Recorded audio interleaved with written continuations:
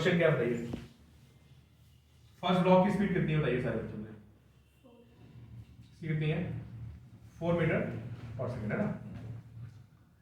इसकी स्पीड कितनी बताइए 1 मीटर पर सेकंड। तीसरा इसकी स्पीड कितनी है, हाँ 3/4 मीटर पर सेकंड, ये स्पीड हो गई। ठीक है, पहले 1 और 2 को करेक्ट कराते हैं। 1 और 2 में बताओ क्या है, ई कितना है 1 है। चलो इक्वेशन लिखते हैं, कौन कौन सी इक्वेशन बनती है, इसका मास बताओगे, इसका मास, इसका 8। चलो जब ये दो को राइट करेंगे तो आपको तो लिखना पड़ेगा क्या, कंजर्वेशन ऑफ मोमेंटम और दूसरा कोएफिशिएंट ऑफ रेस्टिट्यूशन। सबसे पहले क्या एज्यूम करते हो कि after collision they have velocity in the direction, right direction, v1 and v2 है ना। After collision assume this velocity to be v1 and this v2। चलो भाई इक्वेशन लिखते हैं मोमेंटम कंजर्वेशन की, 4 into 2 plus 4 into 1 is equal to कितना 2v1 plus 4v2, ये बन गई पहली इक्वेशन। तो बताइए भाई 2v1 plus 4v2 की वैल्यू कितनी आएगी 12। तो v1 plus 2v2 कितना आएगा, यार ये बन गई पहली इक्वेशन। क्लियर। दूसरी इक्वेशन किसकी बनती है, कोएफिशिएंट ऑफ रेस्टिट्यूशन। आपने कल क्लास में देखते हो उसमें क्या हो रहा है, एक लगा दी मैंने मोमेंटम कंजर्वेशन, ठीक है, दूसरा कोएफिशिएंट ऑफ रेस्टिट्यूशन की इक्वेशन क्या बनी बताइए, e इज इक्वल टू क्या, e कितना है v2 minus v1 upon u1 कितना है 4 माइनस v2 कितना है 1। तो v2 माइनस v1 कितना आ गया 3, ये हो गई सेकंड। चलो भाई 1 और 2 को सॉल्व कर लो, मुझे वैल्यू बता दो। v1 कितना हो गया 0 और v2 3। चलो भाई क्या गया, पहला तो रुक गया v1 3 आ रहा है, v2 नहीं आ रहा है, v2 3 v1 0, v2 3 v1 0। हाँ v2 3 v1 0 से दोनों इक्वेशन सेटिस्फाई हो रही है। मेरा यहाँ हां देखो, अरे ऊपर नीचे करके सॉल्व कर दो ना फर्स्ट। अब क्या हुआ बताओ, सेकंड वाला थर्ड वाला अब फर्स्ट तो रुक गया भाई, सेकंड वाला कितनी स्पीड से जाएगा बताओ 3 से जाएगा, और जाके उसको हिट करेगा किसको 8 को। तब इनमें फिर वही कॉन्सेप्ट लगाते हैं। चलो बताओ, 0 आएगी, इनमें दोबारा लगाते हैं इक्वेशन, बताओ इसके पास इसका मास कितना है 4, इसकी स्पीड कितनी होगी, तो 4 into 3 प्लस उसका मास कितना है 8, उसकी स्पीड कितनी है, इसकी स्पीड को v1 मान लेते हैं, तो 4v1, इसकी स्पीड को v2 मान लेते हैं, प्लस 8 v2 कितना है भाई, लग रहा है 4v1 प्लस 8v2 इज 18 आ रहा है। तो 2v1 प्लस 4v2 इज 9, ये बन गई पहली इक्वेशन। समझ आ रहा है सभी को, किसके लिए बनाई मैंने इक्वेशन, सेकंड और थर्ड के लिए। अब इक्वेशन आती है e कितना होता है v2 माइनस v1 अपॉन कितना u1 माइनस u2। e की वैल्यू कितनी होता है यार, अगले में 1 है। taking the coefficient of restitution as unity। दोनों में 1 है, पहले कोलिजन में दूसरे में भी, ठीक है। तो 1 इज इक्वल टू क्या v2 minus v1 upon u1 minus u2। u1 इसका कितना है बताओ, जो इसका कोलिजन बाद स्पीड होगी वो अगले के लिए इनिशियल हो जाएगी ना यार, कितने है इसकी वैल्यू 3, और उसकी कितनी है 3 माइनस कितना, यहाँ से इक्वेशन क्या बनी बताओ, v2 minus v1 is equal to कितना, क्रॉस मल्टीप्लाई कर देते हैं, 3/4 9/4, तो v2 minus v1 is equal to कितना 9/4। एक इक्वेशन हमारे पास 2v1 plus 4v2 is 9, और दूसरी इक्वेशन क्या हमारे पास -v1 plus v2 is 9/4। इनको सॉल्व करते हैं, कितना है आपने भाई? सारी जगह V2 ले लिया, V3 लेना चाहिए था आपको। हाँ तो वहाँ पर V3 होता ना, ऐसे क्योंकि कौन सा V1 नहीं is पड़ेगा? already- ठीक है, ऊपर का सॉल्व हो गया, दूसरे का सॉल्व करते हैं ना। V1 0। सर V1 0 V1 0 वाला ऐड करके। यस अच्छा V1 0 वाला सही करो यार। V1 0 वाला V2 कितना है? 9 पूछा गया तो क्वेश्चन नहीं वैल्यू आएगी नहीं सही। 9/4 समझे?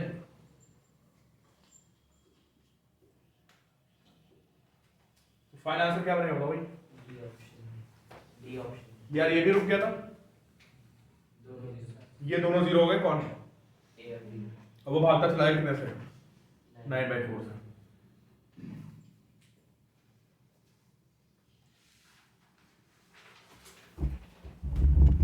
कुछ बच्चे ऑनलाइन बैठे हैं, मुझे बताया कुछ किसी में डाउट तो नहीं है?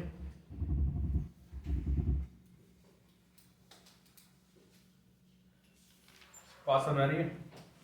पहले इन दो में कोलिजन हुआ, फिर इनमें और इनमें कोलिजन हुआ। ठीक है,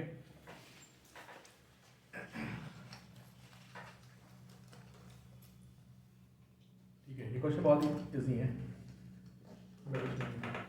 ठीक है चलो,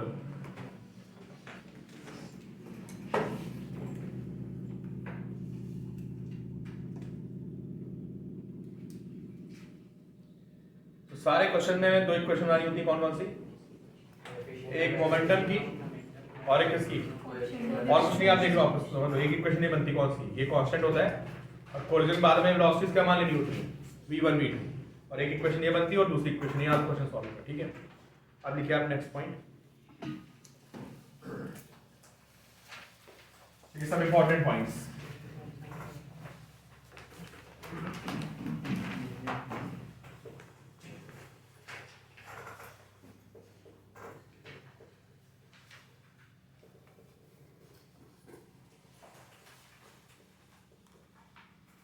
चलिए सारे बच्चों में क्वेश्चन सॉल्व करके दिखाएं। सबसे पहले ये कॉन्सेप्ट है, बट मैं आपको क्वेश्चन की फॉर्म में दे रहा हूँ। वेरी वेरी इंपॉर्टेंट कॉन्सेप्ट, जो आपको रिजल्ट्स पता है उन्हीं को थोड़ा मैनिपुलेट करके आपको ड्राइव करना है। देखो ये एक ब्लॉक है, मास कितना है, एम स्पीड कितनी है, ठीक है। एक और ब्लॉक है, इसका मास कितना है, एम स्पीड कितनी है, u2, और e की वैल्यू कितनी होगी, 1। जाके इसको हिट करेगा। हिट करने के बाद क्या assume करते हैं सबसे पहले कि कोलिजन के बाद दोनों बॉडीज कहाँ जा रही हैं, राइट पे जा रही है। कितनी कितनी स्पीड से, v1 एंड v2। भाई कोलिजन के बाद जो इसकी स्पीड होगी कितनी हो जाएगी, इस m वाली की हो जाएगी v1, है ना, और इसकी कितनी हो जाएगी बताइए, इसकी हो जाएगी v2। और e कितना है, e1 है, और हमें निकालना क्या है, हमें निकालना है कोलिजन के बाद की वेलोसिटी। कौन सा इक्वेशन बनेगी बताओ, मोमेंटम की बनेगी। क्या बनेगी बताओ, इसका मोमेंटम कितना है, mu1, इसका कितना है, mu2, उसका कितना होगा, mv1 प्लस mv2। ये बोलो तो इक्वेशन क्या बन गई, v1 plus v2 is u1 plus u2। बताओ बन गई पहली इक्वेशन। दूसरी इक्वेशन किसकी बनती है, कोएफिशिएंट ऑफ रेस्टिट्यूशन। फॉर्मूला याद कर लो, एक ही फॉर्मूला है, जो बच्चे कल नहीं आए थे वो लोग देखने के बाद। ई कितना होता है, ई होता है v2 माइनस v1 अपॉन, बताओ यहाँ पे ई कितना हो जाएगा, 1, और v2 माइनस v1 अपॉन क्या है, या यहाँ से आपको पता चलता है कि v2 माइनस v1 इज कितना, ये इक्वेशन 2। हाँ, बस अब फर्स्ट और सेकंड को सॉल्व करो। एक बार फर्स्ट सेकंड को ऐड कर दो और एक बार फर्स्ट और सेकंड को सब्ट्रैक्ट कर दो, v1 v2 मिल जाएगा। लिखो भाई सारे बच्चे, और मुझे बताया रिजल्ट क्या कितना है, v1 कितना है, u2। ठीक है अनुष्का, ये आ गया। सॉल्व कर ले भाई, सॉल्व सारे बच्चे आ गया। इन दोनों को ऐड कर दो, ऐड करोगे तो v1 से v1 कैंसिल हो जाएगा, और v2 और v2 कितना बन जाएगा, 2v2। आगे वैल्यू तो क्या समझ में आया बताओ, ये इंपॉर्टेंट रिजल्ट आ गया है जिसका हम न्यूमेरिकल्स में डायरेक्टली यूज करेंगे। क्या रिजल्ट आया मास इक्वल कि अगर मास इक्वल हो और E1 हो तो वेलोसिटी क्या होती है, इंटरचेंज होती है ना। इसको नोट कर लो।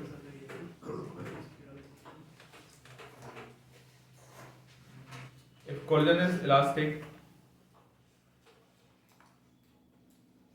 and masses are same, if collision is elastic and masses are same, then velocities are interchanged.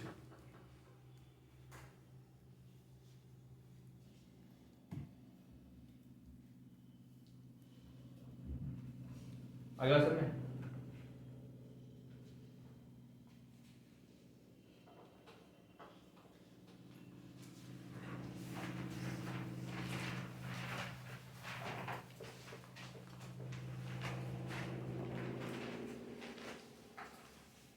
तो में बहुत सारे ब्लॉक्स रखे थे देखो,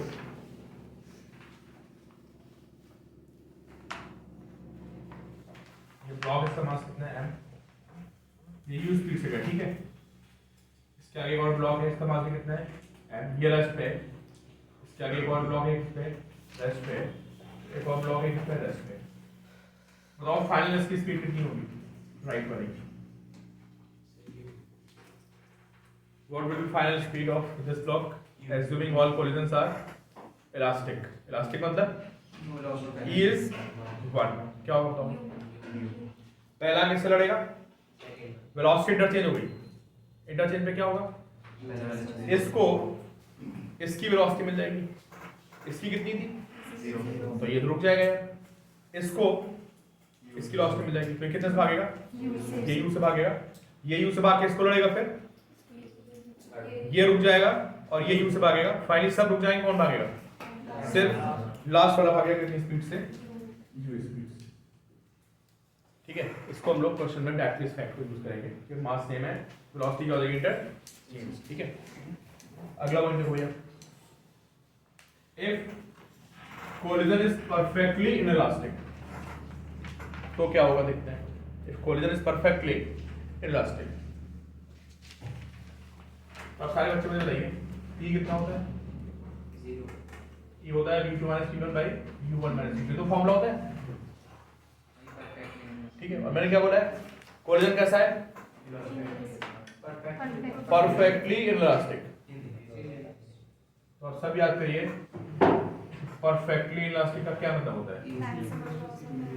E कितना हो गया? 0। तो 0 इज इक्वल टू क्या लिखेंगे? v2 - v1 upon u1 - u2। ठीक है, तो यहां से v2 - v1 कितना आ गया? 0 आ गया। इसका मतलब v2 किसके इक्वल हो गया? क्या इसका मतलब? कोलिजन के बाद दोनों बॉडीज आपस में क्या करती हैं? स्टिक हो जाती हैं और साथ चलती हैं। स्टिक मतलब साथ साथ चलेगी, जैसे भी है, समझे? अगर ये आपका क्या है? 0 है। कैसी बॉडीज हो, कोलिजन बाद दोनों क्या हो जाएंगी? एक साथ मूव करेंगी। ठीक है, अगर E की वैल्यू आपकी 0 है तो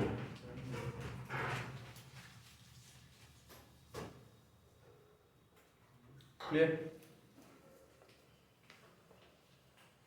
So in perfectly elastic collision, bodies stick together after collision.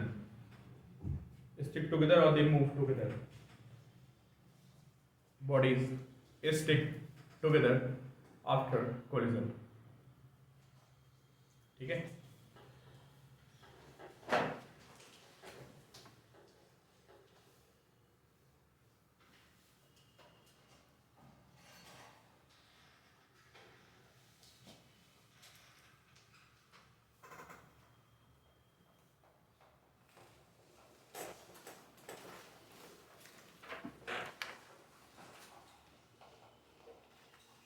Third point क्या? थर्ड पॉइंट क्या है? If mass of one body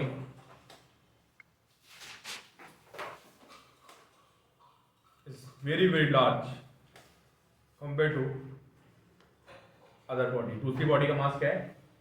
बहुत ही कम है, और एक बॉडी का मास उसमें क्या है? बहुत ही ज्यादा है। ऐसे क्वेश्चन आपको मिलेंगे, इनको कैसे सॉल्व करना देखो आप। मैं एक क्वेश्चन करा रहा हूँ, बाकी ये कॉन्सेप्ट कहीं भी यूज होता है, ठीक है। देखिए भाई, सारे बच्चे क्वेश्चन का आंसर है मुझे। ये कैपिटल है और ये कितना है, ये स्मॉल है। ऐसा दे रखा आपको कि capital M greater than greater than बहुत बड़ा है, लाइक ये 1000 kg और ये 1 kg, बहुत ज़्यादा डिफरेंस है। और ई चलो मैं 1 ले लेता हूँ, वैसे ही कुछ भी हो सकता है।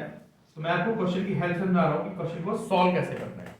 बेसिकली मैं आपको क्वेश्चन बता रहा हूँ कि अगर आपको कभी ऐसा क्वेश्चन मिल जाए तो उसको प्रोसीड कैसे करोगे। बिल्कुल नॉर्मल तरीके से सॉल्व करो पहले और आंसर निकालो V2 और V1, ठीक है। बिल्कुल नॉर्मल तरीके से सॉल्व करिए। ये यू स्पीड से जा रहा था, आपके मैंने इजी कर दिया, इसको मैंने रोक दिया, ये रुका हुआ है, ठीक है। तो पहले आप नॉर्मल आंसर निकालिए V1 V2, फिर मैं बताऊंगा कि उसमें बाद में क्या एडजस्टमेंट करना होता है। ये सेकंड वाला रुका हुआ है। हाँ ये रुका हुआ है शुरू में। इक्वेशन बताओ क्या बनेगी मोमेंटम की। अच्छा बाद में क्या होगा, लड़ने के बाद तो ये है V1 से चल देगा। Can you guess V1?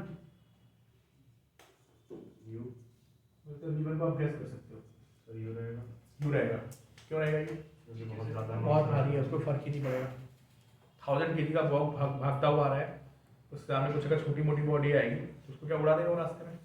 हालांकि थोड़ा असर पड़ेगा यार, ऐसा नहीं कि बिल्कुल नहीं असर पड़ेगा, लेकिन वो असर क्या होगा ये हम लोग प्रूव करने वाले हैं एक्चुअली, समझे।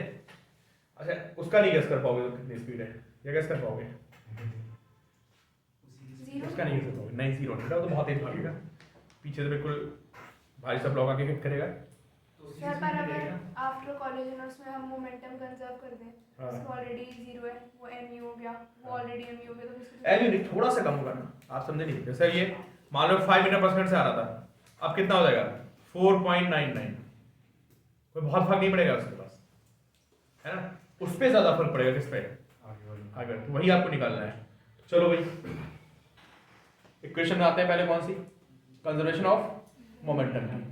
क्या इक्वेशन है नहीं बताओ, इसका मोमेंटम कितना है, इसका है mu, इसका कितना है m into 0, इसका कितना है mv1 प्लस mv2। मैं सॉल्व नहीं करूंगा, सॉल्व आप लोग करोगे। तो पहली इक्वेशन क्या बनी बताइए, mv1 प्लस mu बन गया आपकी फर्स्ट। दूसरी क्या बनती है, कोएफिशिएंट ऑफ रेसिप्रोकेशन की इक्वेशन क्या बनेगी, v2 minus v1 upon u1 minus u2 is e, है ना।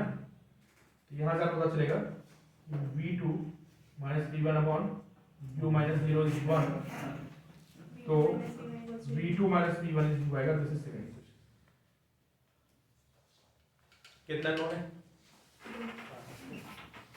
दो इक्वेशन बन लो, सॉल्व करेंगे।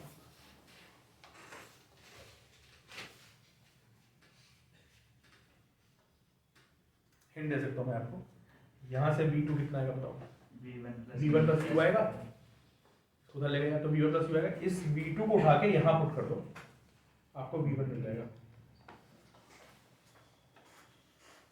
दूसरा देखा क्या है, कोएफिशिएंट इक्वल करते हो ना यार, यहाँ पे v2 का कोएफिशिएंट कितना है, अरे स्मॉल m है, तो इसको भी स्मॉल m से मल्टीप्लाई कर दो पूरी इक्वेशन को, फिर क्या करूँगा आपस में, ये भी कर सकते हो, लेकिन एक काम करते हैं, ये ज्यादा इजी पड़ेगा।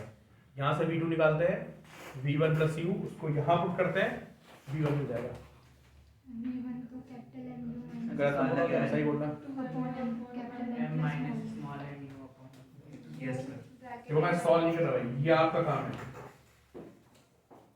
जैसा आप बताओ पहले कितना बताना क्या है सर, ये तो हाँ v1 इनटू बताना यार, capital M U minus small m U upon m plus m।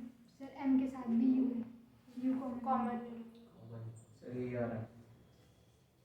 यार है यस तो जैसा प्रॉपर सॉल्व किया है, जी सर। इसकी क्वेश्चन ग्रुप में भेज दो। ये v1 आ गया, सभी का आ रहा है। अच्छा v2 कितना आ रहा है बताओ,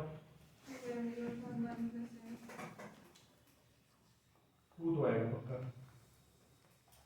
2 mu अपॉन ये तो डायमेंशन प्लस हो गया, प्लस तो आएंगे। प्लस यू तो करना है, हाँ प्लस यू तो करना है। हाँ प्लस यू करो, कितना आएगा बताओ ना, सिर्फ u आ रहा है अपॉन में कितना आ रहा है, sir 2mu upon m plus n. हाँ ये बोलो, ये सही बोला आपने। ये यार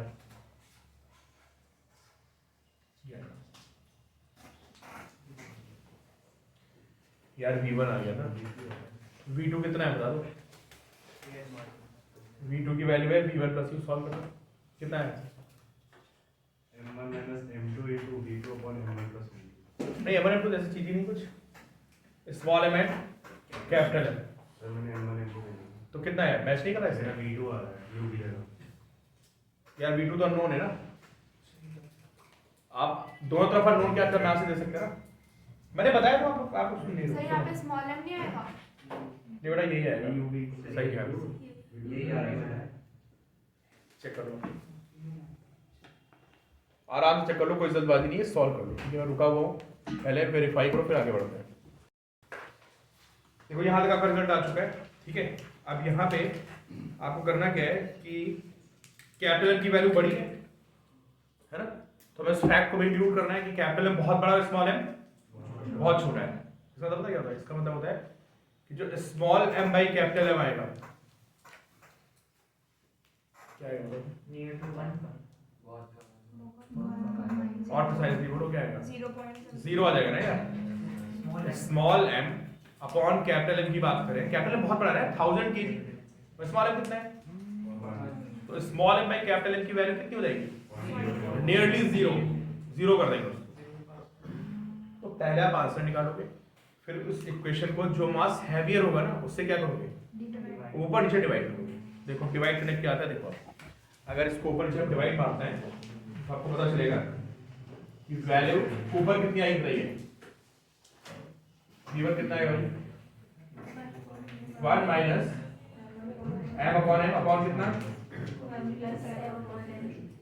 इनटू u।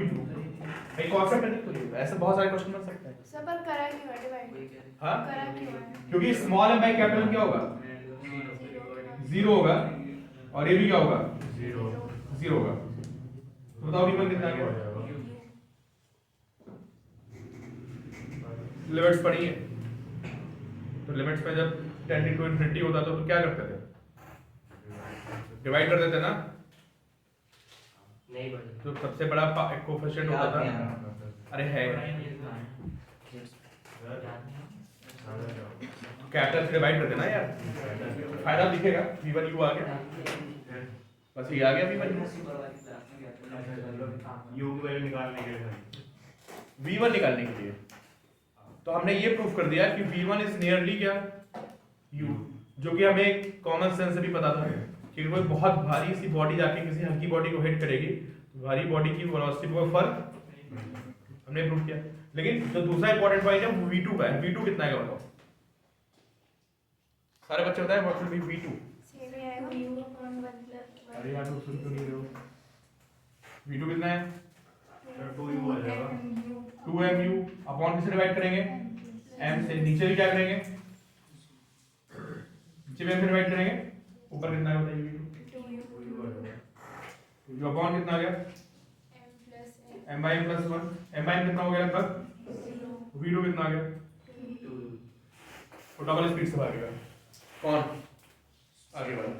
तो ये सबसे इंपॉर्टेंट रिजल्ट है ना। ऐसे तो बहुत सारे केसेस बन सकते हैं, वो भारी है ये हल्का है, ई की वैल्यू कुछ भी हो सकती है, बट ये इंपॉर्टेंट रिजल्ट है कि अगर कोई बहुत भारी सी बॉडी आके किसी को हिट करती है, किसको, हल्की बॉडी को, तो जो हैवियर बॉडी होगी उसकी स्पीड में फर्क, और जो हल्की वाली होगी वो बढ़ेगी नहीं भाई, जस्ट डबल से भागेगी। समझिए, ये एक इंपॉर्टेंट रिजल्ट है, आप इसको डायरेक्टली यूज कर सकते हो। सर ऐसे कैसे हो सकता है, जब दोनों स्टिक हो रखे तो एक ही बात चलनी चाहिए। हाँ, जब दोनों स्टिक हो रखे इसके कहाँ रखे हैं, ई तो वन है ना, हैवियर बॉडी आएगी हल्के वाले को हिट मारेगी, खुद को कोई फर्क नहीं पड़ेगा, उसको डबल से भगाएगी, किसको, आगे वाले को। पहले दोनों स्टिक होके चलेंगे फिर स्टिक नहीं, स्टिक कब होते हैं, स्टिक कब होते हैं, स्टिक तो एक्सट्रीमली अपोजिट केस में होते हैं। कब, जब परफेक्टली इनइलास्टिक होता है तब क्या होते हैं, तब स्टिक होता है ना। ये कौन सा केस, बिल्कुल एक्सट्रीम केस है, कौन सा, परफेक्टली इलास्टिक की बात चली गई, कितना था पॉइंट समझे। तो समझ में आपको क्या प्रूफ किया कि इसकी स्पीड को कोई फर्क नहीं पड़ा, इसकी स्पीड कितनी हो गई, ट्वाइस। ये रिजल्ट आप डायरेक्टली याद भी कर सकते हो, कैसे, when a heavy colliding body strikes with lighter body moves with twice of speed of heavier body. अगर कोलिजन कैसा है, इलास्टिक है, तो ऐसे बहुत सारे केसेस बन सकते हैं, समझे? वैसे E.5 कर देगा, कुछ और आ जाएगा, समझे? इसको इधर भेज देगा, उसको उधर भेज देगा, इसका मास हैवी कर देगा, इसको भी चला देगा। थीम यही है, क्या थीम है कि सबसे पहले मैं क्वेश्चन को नॉर्मली सॉल्व करेंगे, क्या बोल रहा था आपने सर? है ना? क्वेश्चन को नॉर्मली सॉल्व करेंगे, उसको सॉल्व करने के बाद फिर क्या करेंगे, जो मास हैवी होगा उससे ऊपर नीचे क्या कर देंगे। मान लो स्मॉल एन हैवी होता तो क्या करते हैं, स्मॉल एन से डिवाइड करते हैं। फिर capital M by small M को क्या कर देते हैं, जो हैवी उससे डिवाइड कर दो, और आपको एम बाई एम को क्या कर देना होता है, 0। वहां से आपको सर स्टेटमेंट बोलना है बार-बार। स्टेटमेंट ये बोला था मैंने, if heavier body collides with lighter body, if heavier body collides with lighter body and collision is perfectly elastic,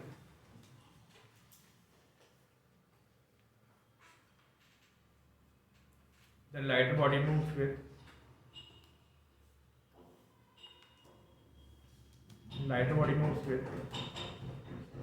twice of the speed of heavier body,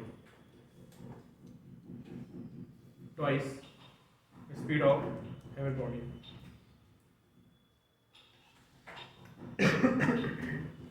sir अगर लाइट ऑब्जेक्ट जाके टकरा जाए हैवी से तो तुम बताओ क्या फर्क पड़ेगा? उसकी तो 0 हो जाएगी। वो भी नहीं मिलेगा। वो तो हिलने का ही नहीं, हिलेगा ही नहीं, ये वापस आ जाएगा। ये तो सर वो उल्टा डबल स्पीड से पीछे भागेगा। नहीं, ये सेम से वापस आएगा। सेम स्पीड से आएगा सर।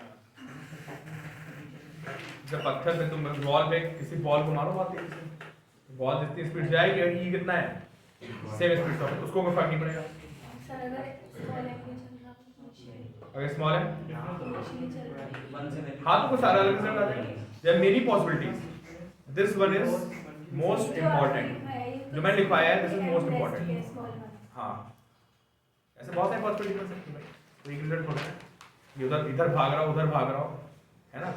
क्वेश्चन आप ऐसे सॉल्व करोगे, कैपिटल एन को क्या करोगे आप, ठीक है?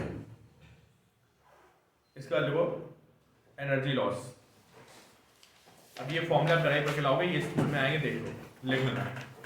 जिनके भी टर्म 2 के एग्जाम, जिनके अभी आ रहा है कोलिजन, है ना, टर्म 2 में अगर किसी यहाँ कोलिजन आ रहा है, कुछ बच्चे मुझे बोल लेते हैं, तो उनके ये डायरेक्शन पक्का आएगी, जो मैं भी करा नहीं रहा आपको, आप खुद करके लाओगे, बता दे रहा हूँ मैं कैसे करनी है। देखिए लॉस ऑफ एनर्जी,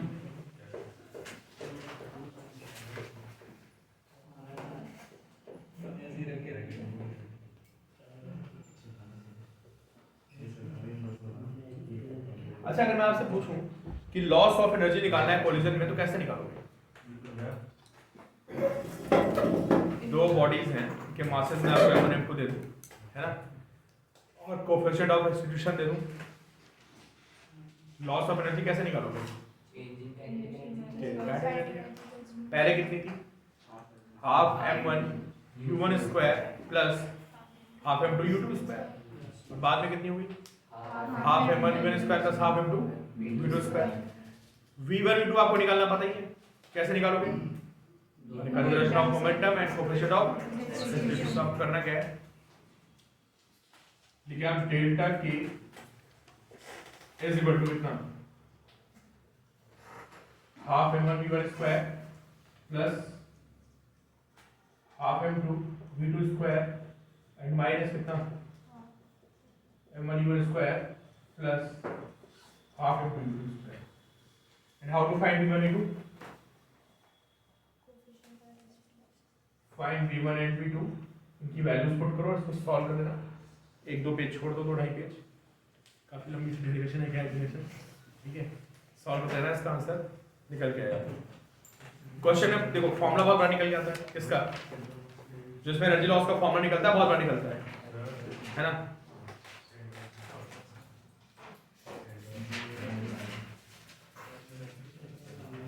सेंट मास की डेरिवेशन, चलो अच्छा आज ही करा देता हूँ यार, उसका टाइम को बहुत जरूरत नहीं पड़ेगी, अभी करा दूंगा सेंट मास की डेरिवेशन। क्या करना है बताओ, फाइंड v1 एंड v2, और v1 v2 को आगे कहाँ पुट कर दोगे आप, पहली इक्वेशन पुट कर दोगे, वहां से एनर्जी लॉस आ जाएगा। अगर किसी क्वेश्चन में आपको एनर्जी लॉस निकालना है है ना? तो बेटर है कि आप V1 V2 पहले सॉल्व कर लो फिर निकालो। इसका फॉर्मूला बहुत खतरनाक सा आता है जो मुझे भी नहीं याद है और आपको भी याद करने की जरूरत नहीं है, बहुत लंबा सा फॉर्मूला निकल जाएगा एनर्जी लॉस का।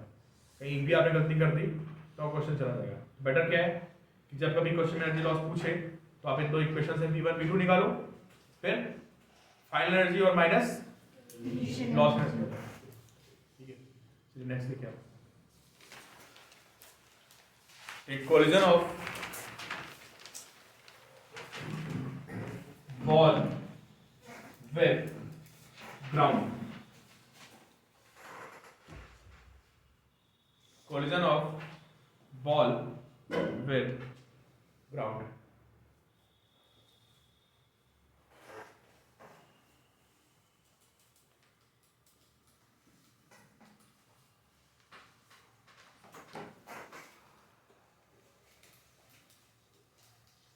ये ग्राउंड है और यहाँ पे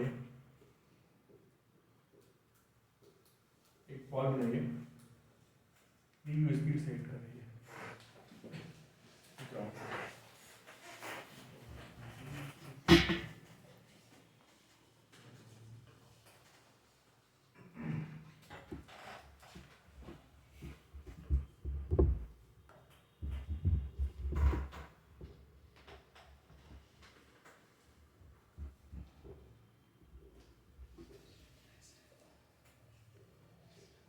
समझ लो किस चीज पे टेस्ट बोला था? यार इम्पल्स और कोलिजन, अभी तो आपने कहा था कल कोलिजन नहीं है। तो सिर्फ कोलिजन दे देना। कोलिजन नहीं बोला था मैंने, ऐसा नहीं हुआ, मैंने इम्पल्स ही बोला। Only impulse. ऐसा हो ही नहीं सकता। आपने खुद बोला। इम्पल्स में है ही क्या यार, उसका तो पेपर भी नहीं बनेगा। दो चार क्वेश्चन तो सर इसमें दे रहे हैं तो टेस्ट। ये तो आसान टॉपिक है, कुछ नहीं है इसमें, तो पढ़ लो बस, नहीं पढ़ोगे तो नहीं समझ में आएगा। ये कोई खतरनाक मैकेनिक्स नहीं है कि पढ़ो ना समझ में आए। आप तुम्हारी जितनी 11th की फिजिक्स बची वो ऐसी है कि जो बच्चा कहेगा सर नहीं समझ में आया, इसका मतलब वो पढ़ के नहीं आया, पढ़ के नहीं है, टफर नहीं, ऐसा कुछ है ही नहीं है। आज केमिस्ट्री के बैच में सर ने एक वेक्टर का क्वेश्चन दिया था, उसमें सर भी अटक गए, हम भी अटक गए, बता रहे क्या वेक्टर क्वेश्चन था, ऐसा कह रहा हूँ। IF7 का स्ट्रक्चर, उसका डाइपोल मोमेंट 0 आना चाहिए। sp3d2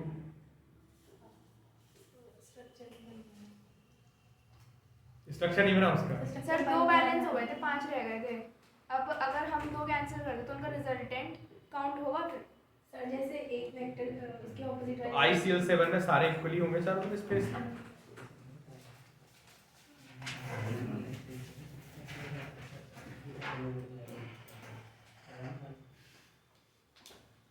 उसका स्ट्रक्चर बता दो, बता दो। चलो भाई हम लोग क्वेश्चन बताना भी देखते हैं। इसकी स्पीड कितनी बताओ? u कितनी स्पीड से गिरा ये? ठीक है, e कितना है?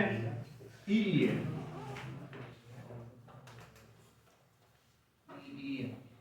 जरा कुछ भी हो सकता है।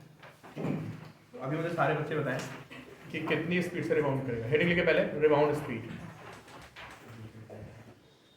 अरे भाई ये सब डायरेक्टली यूज होगी, थ्योरी चल रही है, सब बहुत इंपॉर्टेंट है।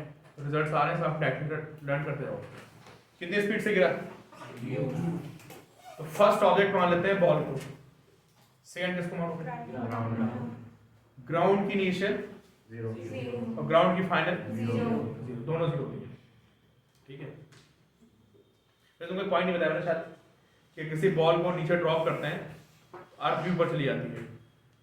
कल को मुझसे बच्चा पूछ रहा था, हाँ मेरा कॉमन सा क्वेश्चन है यार, पहले आपको बताया नहीं कि मान लो मैंने किसी पेन को ड्रॉप कर दिया ऐसे, पेन कहाँ जाएगा? अर्थ कहाँ जाएगी? ऊपर। कैसे? सेंटर ऑफ मास का सेंटर मास तो वही रहना है। तो जो पेन पे फोर्स लगेगा, कौन सा फोर्स लगेगा? ग्रेविटेशनल फोर्स कहाँ लगेगा? नीचे। अर्थ पे ग्रेविटेशनल फोर्स, पेन भी तो अर्थ को खींच रहा है ऊपर, नहीं खींच रहा है। अरे जैसे तुम अर्थ को क्या कर रहे हो, अर्थ तुमको क्या कर नीचे खींचे, तो तुम भी तो अर्थ को ऊपर खींच रहे हो। सारे फोर्सेस किसके होते हैं? अरे भाई न्यूटन थर्ड लॉ क्या होता है? दुनिया में जितने भी फोर्सेस हैं वो सारे के सारे पेयर में एग्जिस्ट करते हैं। समझे? अगर पेन को ऐसे ड्रॉप कर दिया जाए तो पेन और अर्थ का जो मिला के सेंटर मास होता है वो क्या रहेगा? वो वहीं रहेगा। अर्थ थोड़ा सा क्या होगी? ऊपर रहेगी। m1 delta r1 plus m2 delta r2 से आप पता कर सकते हो कि अर्थ कितना ऊपर आ गया। पॉइंट समथिंग सर नेग्लिजिबल होता है। नेग्लिजिबल होता है, बट अगर पूछ ले तो होता है ना, है ना? इन्फिनिट जीरो के बाद 1 लगता हो। तो 10 पावर माइनस 24 के समथिंग आएगा। अर्थ का मास 10 की पावर 24 kg के ऑर्डर का होता है और पेन का मास कितना होगा 10 पावर माइनस 3 kg। सॉल्व करने में बहुत कम वैल्यू आएगी, बट ये पेन गिरेगा तो अर्थ भी कम होगी, बात ये है। ठीक है, चलो भाई मैं आपसे क्या पूछ रहा था, अभी हमें क्या पता करना है, सारे बच्चे ध्यान से देखें। अरे देखो बड़ा आसान सा कॉन्सेप्ट है, बॉल कितनी स्पीड से गिरी, और हमें पता करना है कि कितने से क्या करेगी, रिबाउंड। कोएफिशिएंट ऑफ रेस्टिट्यूशन कितना है, तो मैंने आपको हिंट दे दी। अर्थ की इनिशियल वेलोसिटी, अर्थ की फाइनल वेलोसिटी दोनों जीरो है। क्या आप मुझे बता सकते हो what is velocity of rebound? यही आएगी यू।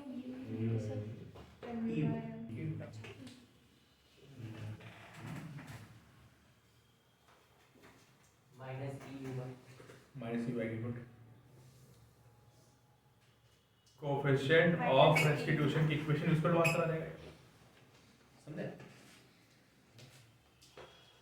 चलो बॉल को क्या मान लेते हैं, अरे बॉल को मानते हैं, मान लेते हैं। तो बॉल की स्पीड कितनी है, अरे बॉल की इनिशियल स्पीड कितनी है, u। ग्राउंड क्या है, रेस्ट पे ग्राउंड सेकंड ऑब्जेक्ट हो गया ना, तो u2 कितना है, 0 हमें निकालना क्या है, v1 कोई मुझे v2 बताएगा कितना है, 0 क्योंकि अर्थ रिबाउंड नहीं कर रही है, अर्थ की स्पीड 0 होगी। क्लियर? अब इक्वेशन लिखते हैं, E इज इक्वल टू क्या, v2 minus v1 upon u1 minus v1। E is equal to कितना, v2 minus v1 upon u minus 0। यहाँ से v1 कितना आ रहा है, यहाँ माइनस साइन क्या इंडिकेट करता है, ऑपोजिट Opposite डायरेक्शन। direction।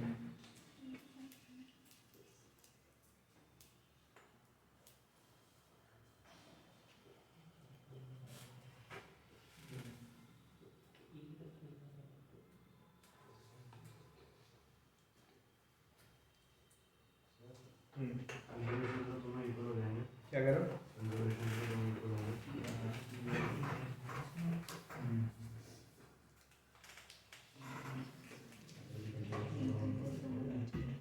बोलो। कंजर्वेशन से अगर हम कोई इक्वेशन मार दें फिर ई पे लगा उसमें हमारे पास नहीं यार, जब बॉल ग्राउंड से कोलाइड करती है ना, तो फिर ग्राउंड को हम क्या मान लेते हैं, रेस्ट पे मान लेते हैं, है ना। E1 V1 की इक्वल हो जाएगा कंजर्वेशन से,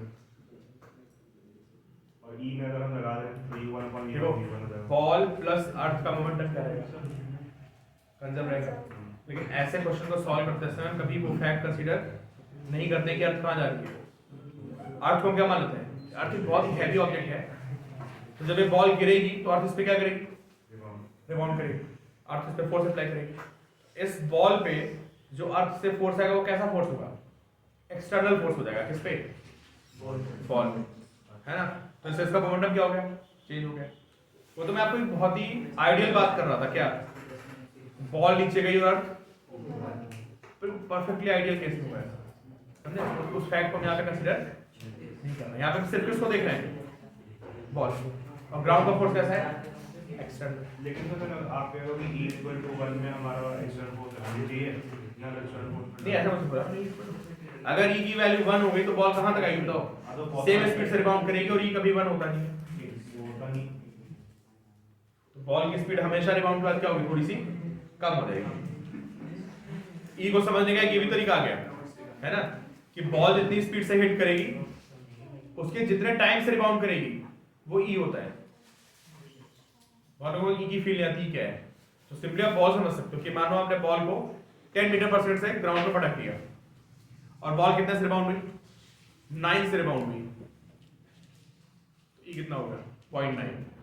आपने बॉल को 10 से पटका, बॉल रिबाउंड हुई 5 से, E कितना होगा, 0.5। ऐसे आप E को समझ सकते हो कि जितने टाइम से बॉल रिबाउंड मारेगी जितनी स्पीड से, वो क्या होता है, वो होता है coefficient of restitution.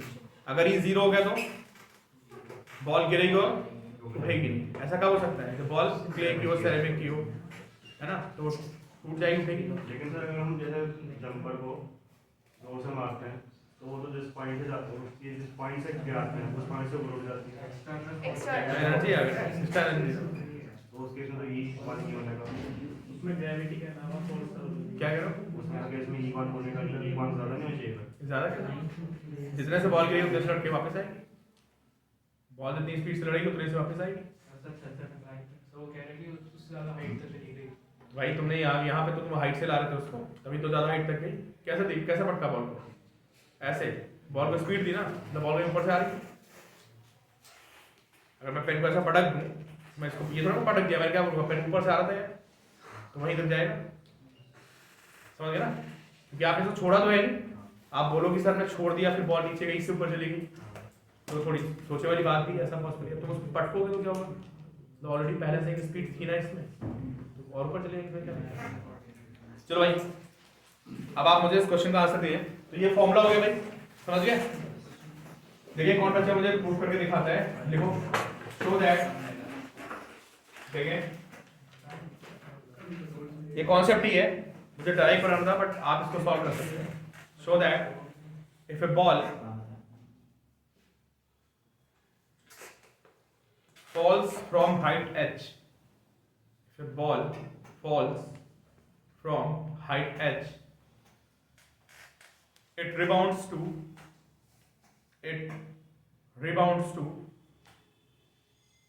e square h height. It rebounds up to e square h height. मतलब मैं क्या से प्रूफ करने को बोल रहा हूँ कि अगर किसी बॉल को मैं h हाइट से गिरा दूं तो जो ये रिबाउंड करके दोबारा जाएगा वो हाइट कितनी होगी? वही स्क्वायर एच होगी। ये आपको बताना है प्रूफ करके।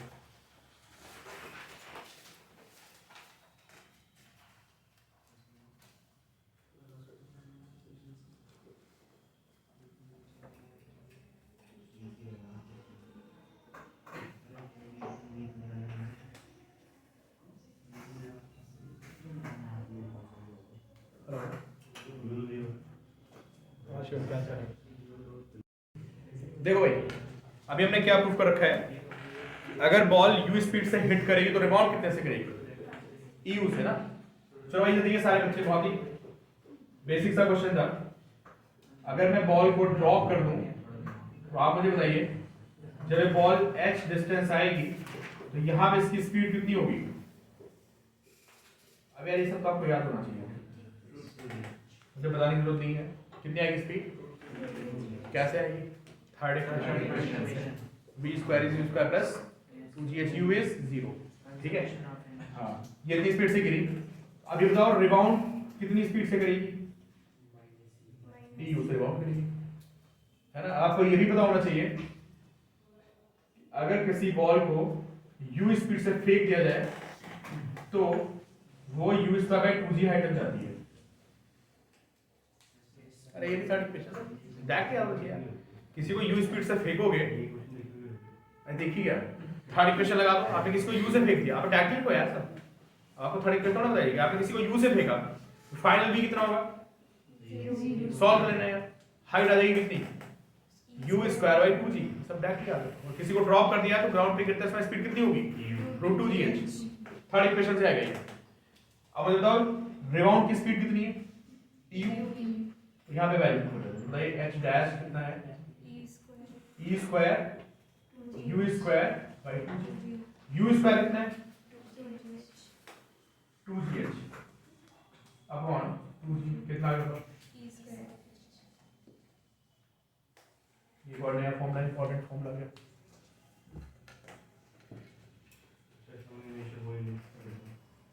अगर मैंने किसी को साइड से गिराया फिर कहाँ तक रिबाउंड करेगा? ई स्क्वायर से रिबाउंड करेगा। ठीक है, चलो ठीक है, मैं इस क्लास ओवर करता है। ठीक है, इवनिंग मिलो आप।